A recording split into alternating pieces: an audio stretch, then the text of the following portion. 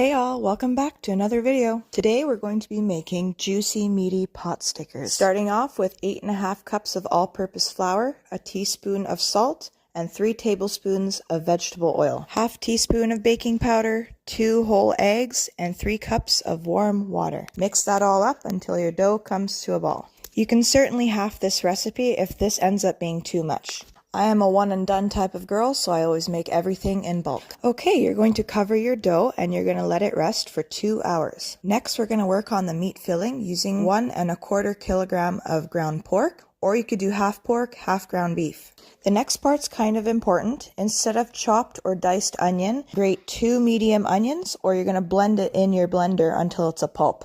You're looking to aim for about 1 cup of pureed onion. 1 tablespoon of garlic, 2 tablespoons of cornstarch, 3 tablespoons of soy sauce, 1 teaspoon of white vinegar. And this part is totally optional, but I like to put a few splashes of hot sauce in it.